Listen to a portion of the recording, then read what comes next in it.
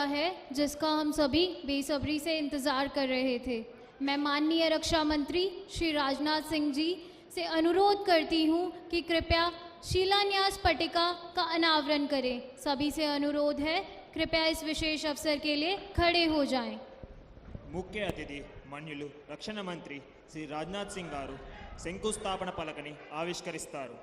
దయచేసి అందరూ లేచి నిలబడాల్సిందిగా కోరుతున్నాము.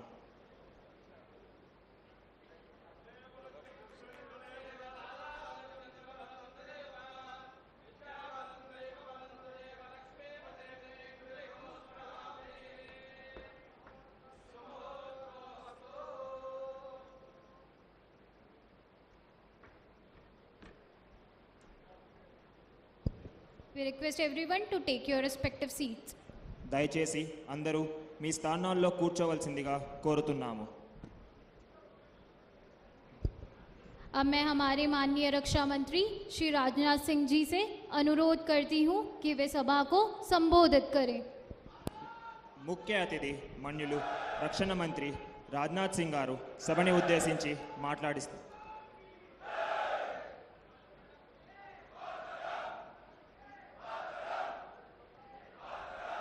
तेलंगाना के माननीय मुख्यमंत्री Shri Revanth Reddy garu ji, Shri Sanjay Bandal garu, MOS ministry of home, speaker Telangana assembly Shri Gaddam Prasad ji garu, navy chief admiral DK Tripathi, forest and environment minister Shrimati Konda Surekha, MP Konda Reddy garu, MP DK Aruna garu, vice admiral Rajesh Pendharkar, FOC in C, eastern naval command, MLA Shri Ram Mohan Reddy garu, MLA Shri Manohar Reddy garu, MLA Shri यादई टया गारू, centre और state government के सारे officials और यहाँ पर मौजूद इस क्षेत्र के रहने वाले अन्य सभी सम्मानित बहनों एवं भाइयों, मुझे इस बात की प्रसन्नता है कि आज नेशनल इम्पोर्टेंस के एक बहुत ही महत्वपूर्ण project very low frequency station का यहाँ पर शिलान्यास हो रहा है. हमारी सैन्य क्षमताओं को विस्तार देने वाला यह इस्टेब्लिशमेंट निश्चित रूप से हमारी आर्म्ड फोर्सेस के लिए बेहद महत्वपूर्ण साबित होगा, ऐसा मेरा पक्का विश्वास है. जब इतने महत्वपूर्ण प्रोजेक्ट का आज यहाँ पर शिलान्यास हो रहा है, वहीं आपको शायद इस बात की जानकारी होगी कि आज ही का दिन भारत के पूर्व राष्ट्रपति और भारत के माने जाने वैज्ञानिक अब्दुल कलाम साहब का आज जन्मदिन भी है. डॉक्टर कलाम साहब ने भारत के डिफेंस सेक्टर में जो महान योगदान दिया है, उसके प्रति हम आभार व्यक्त करते हैं और आज के अवसर पर हम उनकी स्मृति को नमन करते हैं. साथियों, इस वेरी लो फ्रिक्वेंसी स्टेशन के निर्माण से जुड़े सभी स्टेक होल्डर्स को भी मैं अपनी तरफ से हार्दिक बधाई देता हूं. इसके साथ ही मैं तेलंगाना सरकार का और विशेष रूप से तेलंगाना के माननीय मुख्यमंत्री श्री रेवंत रेड्डी जी का भी विशेष योगदान के लिए मैं तहे दिल आभार व्यक्त करता हूं. जैसा उन्होंने कहा कि राजनीति का मतलब ये नहीं है कि जो देश हित में काम हो उसे न किया जाए, और बड़े दिल के साथ उन्होंने इस काम को किया है. हम सभी जानते हैं राजनीति केवल सरकार बनाने के लिए नहीं की जाती है, राजनीति यदि की जाती है तो देश बनाने के लिए राजनीति की जाती है. शायद इसी भाव से उन्होंने सहज रूप से अपना पूरा सहयोग प्रदान किया है. साथियों, राजनीतिक दृष्टि से देखें तो तेलंगाना एक नया राज्य है, लेकिन भौगोलिक व ऐतिहासिक दृष्टिकोण से इसका इतिहास कई हजार वर्ष पुराना है. यदि आप प्राचीन इतिहास या मध्यकालीन इतिहास पर नजर डालें तो यह हमेशा से ही एक बहुत ही प्रॉस्परस यानी समृद्ध क्षेत्र के रूप में यह जाना जाता रहा है. चाहे मौर्य साम्राज्य हो, सातवाहन साम्राज्य हो, फिर काकतीय वंश हो, हर काल में यह तेलंगाना का क्षेत्र अपने एग्रीकल्चरल एडवांसमेंट और आर्किटेक्चर कंट्रीब्यूशन के लिए सारे देश में जाना जाता था.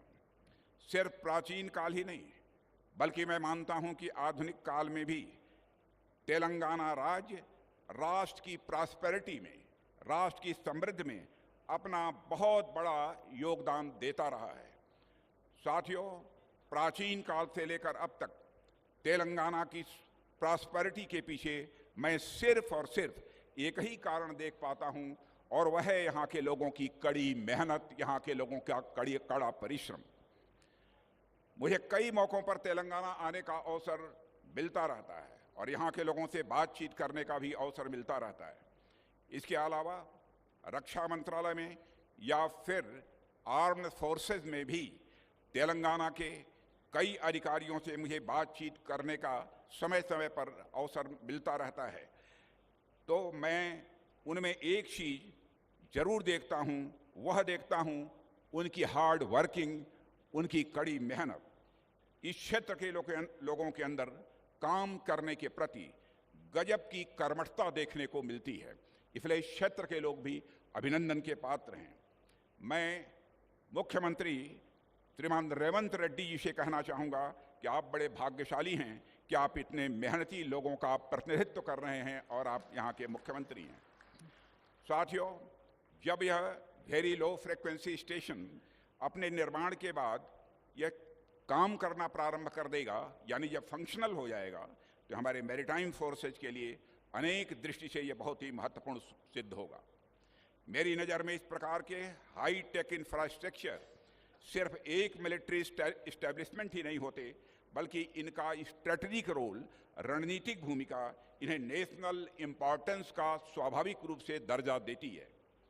दुनिया के अनेक रक्षा विशेषज्ञों का यह मानना है कि जिस तरीके से वारफेयर के तरीके डायनेमिक हो रहे हैं, ऐसी परिस्थितियों में मैन एंड मशीन यानी मनुष्य और मशीन के बीच इफेक्टिव कोऑर्डिनेशन, प्रभावी समन्वय का यह होना यह अति आवश्यक होता जा रहा है। चाहे वह साधारण परिस्थिति हो या फिर असाधारण परिस्थिति, हर स्थिति में किसी भी कमांड सेंटर का उससे जुड़े हुए सभी लोगों के बीच इंफॉर्मेशन के सीमलेस फ्लो का यह होना बहुत जरूरी है। और इस प्रकार के कम्युनिकेशन के लिए ऐसे सेंटर्स मैं मानता हूं कि बेहद इम्पॉर्टेंट होते हैं। साथियों, एक स्ट्रांग मिलिट्री कम्युनिकेशन सिस्टम कई कारणों से यह महत्वपूर्ण होता है। इफेक्टिव कम्युनिकेशन किसी भी कॉम्प्लेक्स ऑपरेशन के कोऑर्डिनेशन में यह बहुत ही आवश्यक हो जाता है, और यह मिशन में शामिल पर्सनल के रोल, रिस्पॉन्सिबिलिटी और उस मिशन के ऑब्जेक्टिव्स के प्रति उनकी अवेयरनेस, उनकी जागरूकता को यह लगातार बढ़ाता रहता है। एक क्लियर और सिक्योर कम्युनिकेशन चैनल न केवल टाइमली और इफेक्टिव डिसीजन मेकिंग में वह मदद करता है, बल्कि कमांड के ऑर्डर्स को फील्ड फॉर्मेशन तक पहुंचाने और सबऑर्डिनेट से फीडबैक प्राप्त करने के लिए भी यह एक महत्वपूर्ण माध्यम होता है। साथियों, दूसरी ओर जब सोल्जर्स अपने को पूरी तरह से इन्फॉर्म्ड और इंक्लूडेड पाते हैं, तो उनके मोरल और यूनिटी को बहुत ही बढ़ावा मिलता है। किसी भी युद्ध स्थल या ऑपरेशनल एनवायरनमेंट में यदि पूरी इंफॉर्मेशन अवेलेबल हो, तो इसका सेफ्टी और स्ट्रेटजी दोनों पर काफ़ी पॉजिटिव इम्पैक्ट होता है। इन सब बातों के अलावा क्राइसिस मैनेजमेंट की अवस्था में एक क्लियर कम्युनिकेशन चैनल तो एक रामबाण की तरह यह काम करता है, और ऐसा तब और यह आवश्यक हो जाता है जब सिचुएशन बहुत ही डायनेमिक हो, यानी बहुत ही गतिशील हो, और रिस्पांस टाइम जब बहुत कम होता है। यह सब बातें ऐतिहासिक रूप से सिद्ध हैं, और हम इतिहास से सीखते हुए भविष्य की सुरक्षा और समृद्धि के लिए लगातार हम सभी प्रयासरत हैं।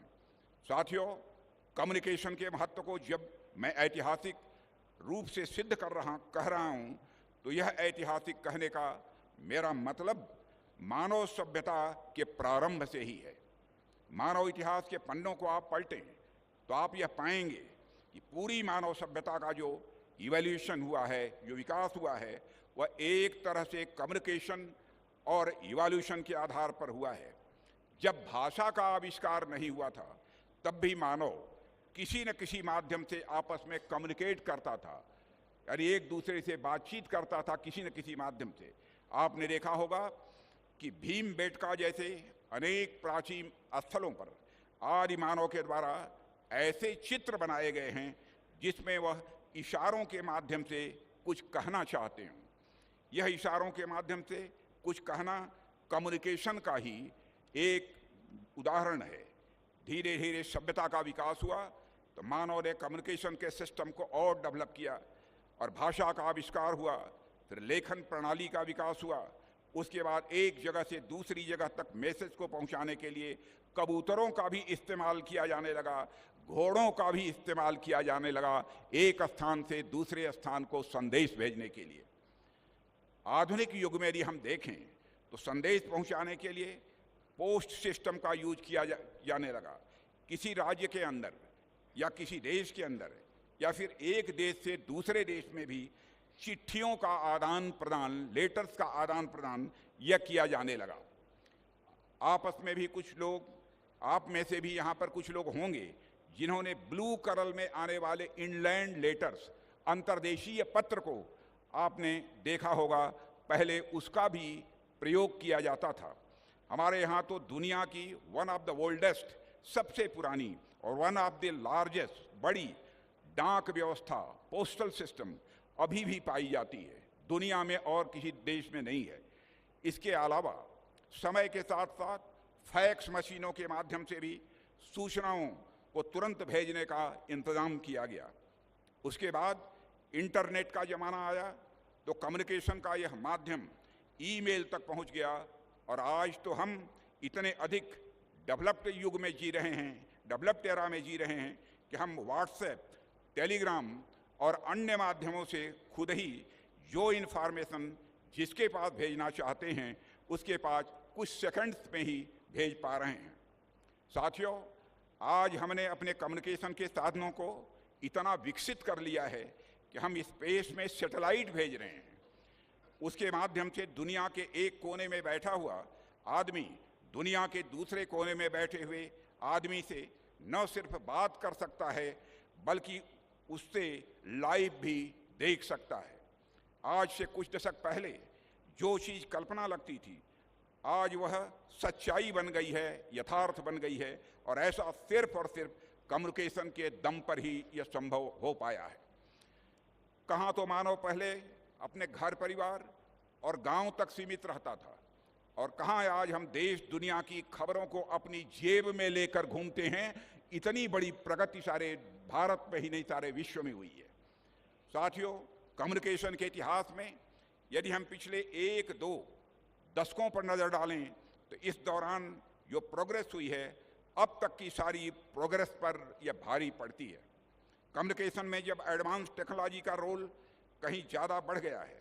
कोविड के दौरान हम सब ने यह देखा होगा, जब लॉकडाउन था तो उस समय भी स्कूल, कॉलेज आज सभी जब बंद हो चुके थे, उस समय भी यह संचार व्यवस्था, कम्युनिकेशन के नए माध्यम का ही एक करिश्मा था। उसी का कमाल था कि शिक्षा व्यवस्था पर, चिकित्सा व्यवस्था पर और जरूरी सेवाओं पर कोई ज़्यादा नेगेटिव इम्पैक्ट नहीं पड़ने पाया।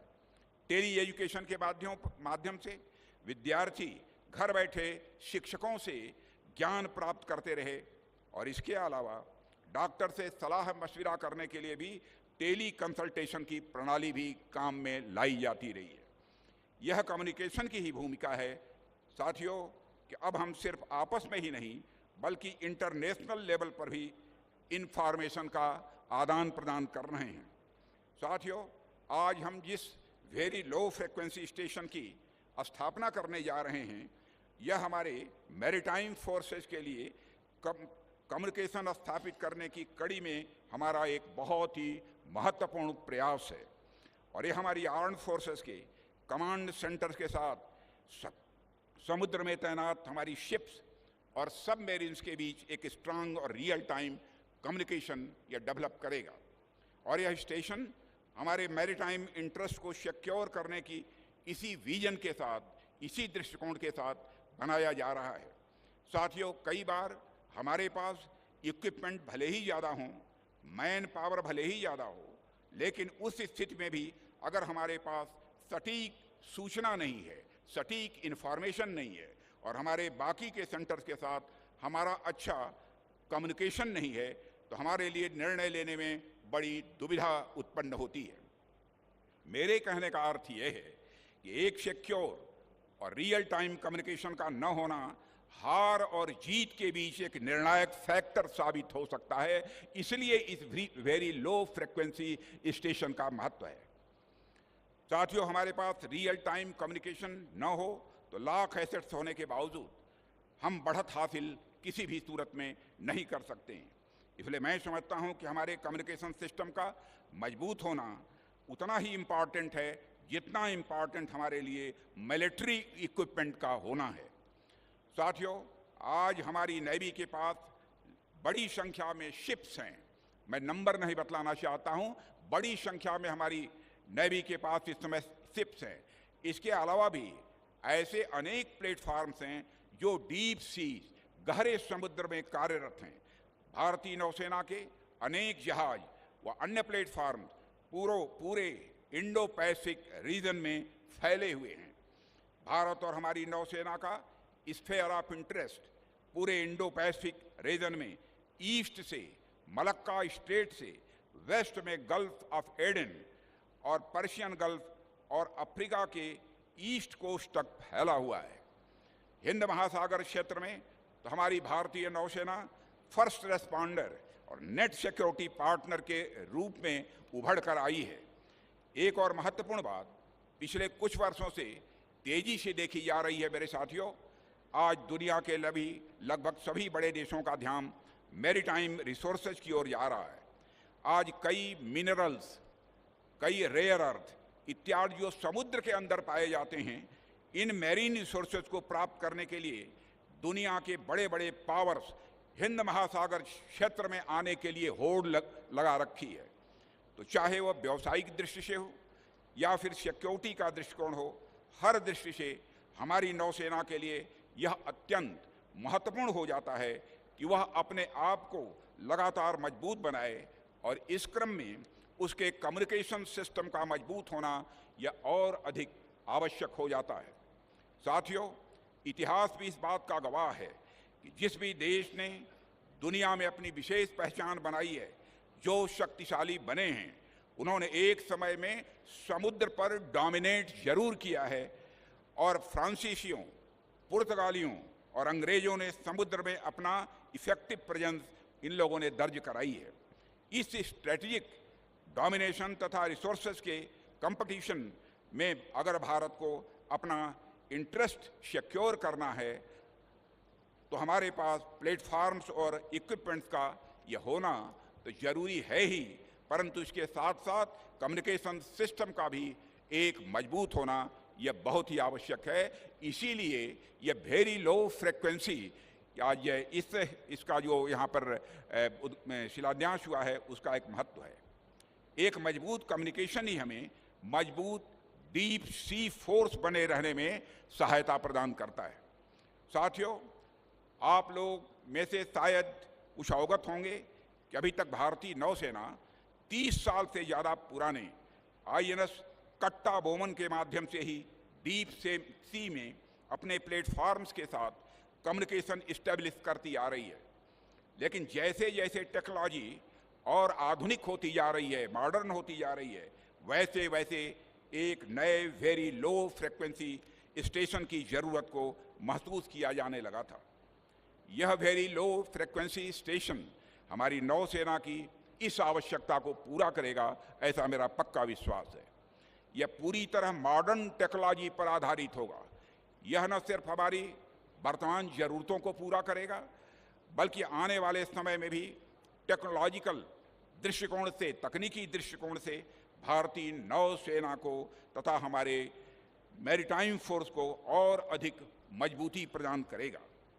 साथियों, मैं अनेक मंचों से इस बात का जिक्र पहले भी कर चुका हूं कि हमारे वर्तमान के जो भी कार्य हों वह सिर्फ कुछ समय को ही ध्यान में रखकर नहीं किए जाने चाहिए, बल्कि हमारा दृष्टिकोण फ्यूचरिस्टिक होना चाहिए। भविष्य की ओर हमें बराबर अपनी नज़र रखनी चाहिए।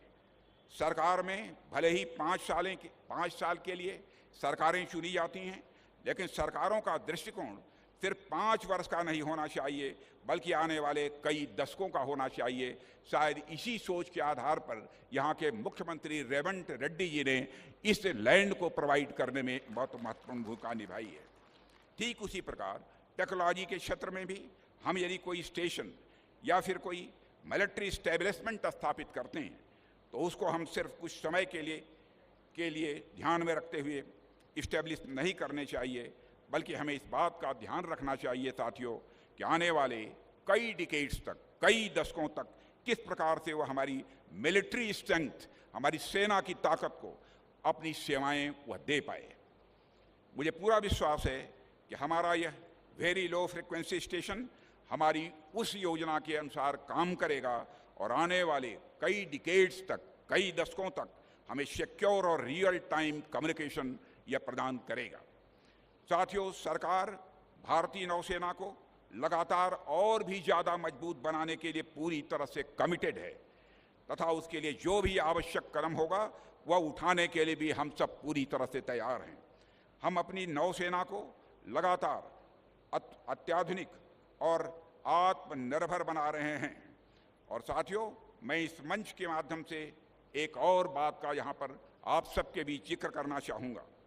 मेरे संज्ञान में, मेरी जानकारी में यह लाया गया है कि इस प्रोजेक्ट को लेकर यहाँ आसपास के कुछ लोगों के मन में कुछ शंकाएं पैदा करने की कुछ लोगों ने कोशिश की है। उनके मन में कुछ भ्रांतियाँ, कुछ कन्फ्यूजन थी तथा इस प्रोजेक्ट के पर्यावरण को लेकर के ऊपर पड़ने वाले प्रभाव को लेकर भी कुछ गलतफहमियां पैदा हुई थीं। मैं इस मंच से इन सभी लोगों को आश्वासन देना चाहता हूं कि सरकार खुद पर्यावरण सुरक्षा को लेकर अत्यंत गंभीर है। जहां तक इस प्रोजेक्ट की बात है तो चाहे इसके निर्माण की बात हो या फिर इस प्रोजेक्ट के निर्माण के बाद इसके एग्जीक्यूशन की बात हो, हर क्षेत्र में इन्वायरमेंटल कंडीशंस का पूरा ध्यान रखा गया है। इसकी जानकारी आपको हमारे navy chief admiral DK. Tripathi ने दी है। हमने इस बात का भी ध्यान रखा है कि इस वेरी लो फ्रिक्वेंसी स्टेशन के निर्माण के समय अगर जरूरत हुई तो प्रभावित नागरिकों के पुनर्वास की व्यवस्था भी इंश्योर की जाएगी, लेकिन मैं समझता हूं शायद आवश्यकता इसे न महसूस हो। सस्टेनेबल डेवलपमेंट, सतत विकास, यह हमारी सरकार की सबसे प्रमुख प्राथमिकताओं में से यह एक है और यह बात मैं पूरी जिम्मेदारी से कह रहा हूं। साथियों, आप देखिए कि पिछले 35 वर्षों से INS कट्टाबोमन में जो हमारा कम्युनिकेशन स्टेशन इस समय कार्यरत है, उसने भी वहाँ लोकल इकोसिस्टम पर किसी प्रकार का नेगेटिव इम्पैक्ट नहीं होने दिया है। वहाँ की बायोडाइवर्सिटी और वाइल्ड लाइफ दोनों ही आज सुरक्षित हैं, कोई भी जाकर उसे देख सकता है। न सिर्फ सुरक्षित हैं बल्कि वह फल फूल भी रही हैं। हम इस VLS स्टेशन में और भी नई टेक्नोलॉजी के साथ यह सुनिश्चित कर रहे हैं कि पर्यावरण पर किसी भी प्रकार का एडवर्स इम्पैक्ट न पड़े और आसपास के लोकल पॉपुलेशन के साथ मिलकर इस स्टेशन के डेवलपमेंट और उसके क्रियान्वयन के दिशा में हम आगे बढ़ें। साथियों, इसके साथ ही ये वेरी लो फ्रिक्वेंसी स्टेशन यहाँ की लोकल पॉपुलेशन के लिए भी रोजगार और आर्थिक विकास के नए आयाम खोलेगा, यह भी आपको मैं भरोसा दिलाना चाहता हूँ।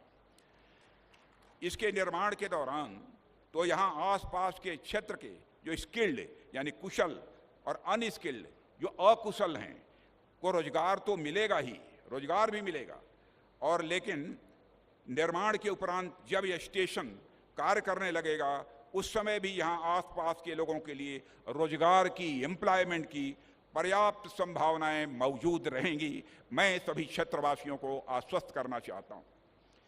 साथियों, मेरी समझ में यह वेरी लो फ्रिक्वेंसी स्टेशन इस क्षेत्र के लिए सिर्फ रोजगार बढ़ाने का ही नहीं बल्कि ग्रोथ पोल का भी यह काम करेगा। आप सब ने ग्रोथ पोल की थियरी के बारे में कुछ लोगों ने, पढ़े लिखे लोगों ने सुना होगा। ग्रोथ पोल दरअसल एक ऐसा क्षेत्र होता है जो खुद तो विकसित होता ही है लेकिन अपने साथ साथ वह आसपास के क्षेत्रों का भी को विकसित करता है, उसे ग्रोथ पोल कहते हैं।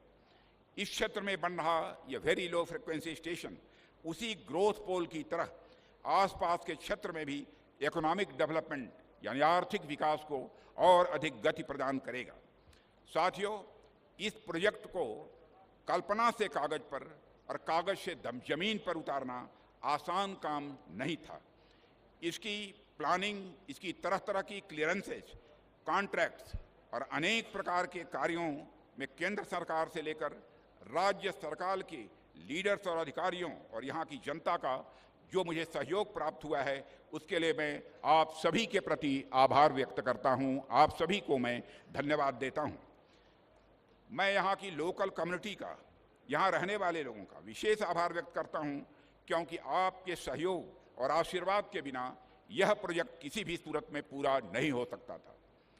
जिस तरह से आप सबका सहयोग रहा है, वह यह दिखाता है कि जब राष्ट्र की सुरक्षा की बात आती है, जब देश की संप्रभुता की, सॉवरेंटी की बात आती है, तो उस समय यह देश के सभी लोग तमाम विचारधाराओं, धर्मों व पंथों के ऊपर उठकर राष्ट्र के लिए एकजुट होकर खड़े हो जाते हैं। यह हमारे भारत की विशेषता है। यहाँ तक कि अलग अलग राजनीतिक दल भी, जिनकी अलग अलग विचारधाराएं हैं, वह बाकी समय भले ही अलग अलग हों, लेकिन बात जब देश की सुरक्षा की आती है तो हम सभी एक मंच पर इकट्ठा हो जाते हैं, जैसे आज हम सबको एक मंच पर इकट्ठा आप यहाँ पर देख रहे हैं। चाहे वह अलग अलग राज्य की सरकारें हों, क्षेत्रीय दल हों, राष्ट्रीय सुरक्षा के मुद्दे पर यह सभी एक हो जाते हैं। इसका सबसे बड़ा उदाहरण मैं समझता हूं यह आज का कार्यक्रम है।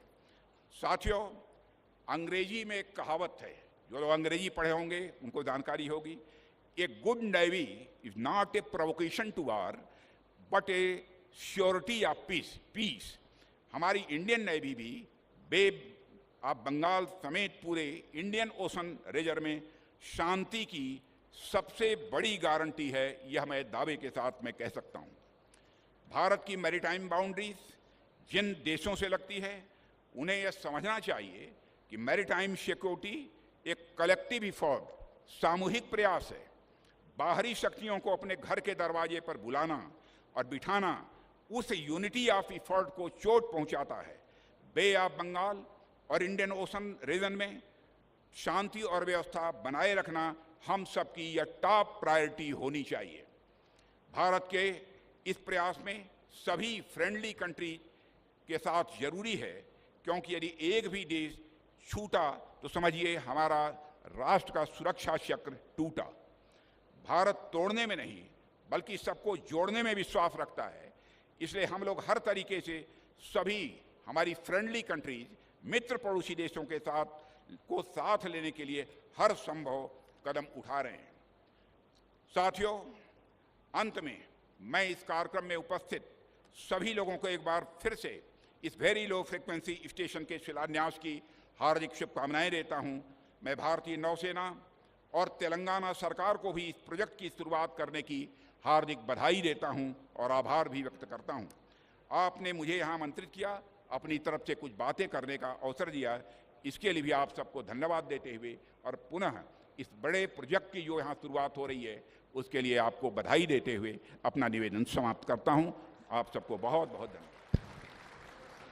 Thank you sir.